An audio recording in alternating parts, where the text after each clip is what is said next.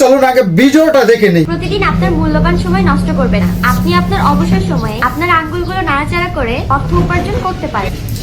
আপনার অবসর সময় নষ্ট করবেন না, আপনার অবসর সময়টাকে কাজে লাগিয়ে হাতের আঙ্গুল নাড়াচাড়া করে আপনি উপার্জন করতে পারেন। তাইলে আমরা যারা মালয়েশিয়াতে দিনের পর দিন মাথার ঘাম পায়ে ফেলে ঠিক মতো বেতন পাচ্ছি না, মালয়েশিয়ার কথা বলতেছি, তাহলে আমরা কি এতটাই বোকা? 4-5 লাখ টাকা খরচ করে মালয়েশিয়াতে এসে ঠিক মতো বেতন পাই না, এখানে পড়ে আছি।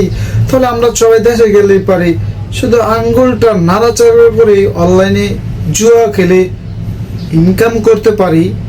যাই হোক, এই যে কিছু বলদ মার্কা আবাল মার্কা বোকাচোদা আছে না, এই বোকাচোদারা কি করে সামান্য কিছু টাকার জন্য জুয়া প্রমোট করে।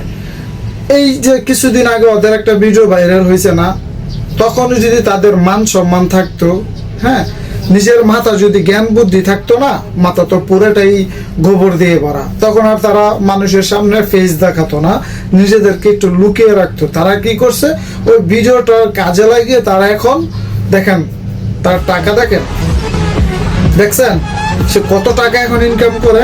যদি এতই টাকার দরকার হয় তারা ভিক্ষা কর, যে আমি বউ নিয়ে চলতে পারতেছি না, আমাদেরকে কিছু টাকা পয়সা দেন, আমরা খুবই কষ্টে আছি, আমরা সাহায্য করবো। প্রবাসীরা সবসময় দেশের যে কোনো দুর্যোগে অসহায় মানুষদেরকে প্রবাসীরা সাহায্য করে, আমরা করবো তাদেরকে সাহায্য। তোরা যারা বউ নিয়ে ব্যবসা করস, ঠিক আছে, বউ নিয়ে ব্যবসা করবি কে? বউ তোর আল্লাহ পাকের একটা নিয়ামত, তুই এই নিয়ামতটাকে সবার সামনে দেখিয়ে তুই টাকা উপার্জন করতেছ। তোর মাথায় কি জ্ঞান বুদ্ধি নাই রে ভাই?